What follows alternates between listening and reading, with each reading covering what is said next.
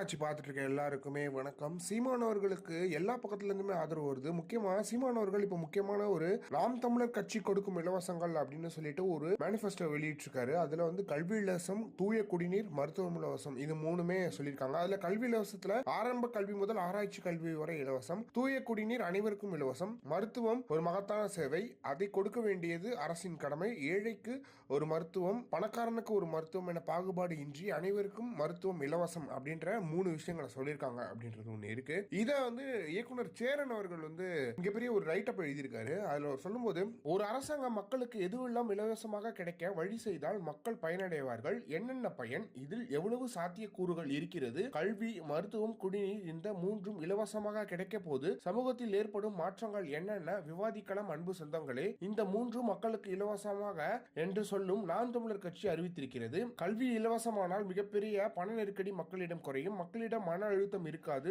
பார்க்கும் வேளையில் போதுமான சம்பளத்தில் வாழ பழகுவோம், குறிப்பாக மக்களுக்கு படிப்புக்கு பணம் கட்ட வேண்டுமே என பார்க்கும் வேளையில் கையூட்டோ லஞ்சமோ களவாணித்தனமோ இருக்காது, குற்றமில்லா நிம்மதியான வாழ்க்கை ஒரு சாமானியனால் வாழ முடியும். எனக்கு தெரிந்த கருத்துக்கள் முன்வைக்கிறேன், சகோதரர்கள் அவர்களின் கருத்துக்களை வைக்கலாம், அலசலாம், ஆராயலாம், கட்சி சார்பின்றி மக்களுக்கான பிரச்சனையை பேசுங்கள், நம் வாக்கு எந்த மாதிரியான ஆட்சி மாற்றத்திற்கு எனவே யோசிக்க வேண்டும். இந்த விவாதம் முதலில் கல்வி பற்றி பேசுவோம், நாளை மருத்துவம், பிறகு குடிநீர், ஆரோக்கியமான விவாதம் மட்டுமே அப்படின்னு சொல்லிட்டு சீமானவர்களுக்காக மிகப்பெரிய ஒரு ரைட் அப் எழுதியிருக்காரு சேரன் அவர்கள். அவர் பேசுற ஒரு முக்கியமான விஷயம், நீங்கள் வந்து ஒரு நல்ல ஸ்கூலில் சேர்ந்துட்டீங்க அப்படின்னா, ஃபீஸ் கட்ட வேணாம் அப்படின்னா, நீங்கள் வந்து நிறைய உங்கள் ப்ரெஷர் குறையும் இல்லையா?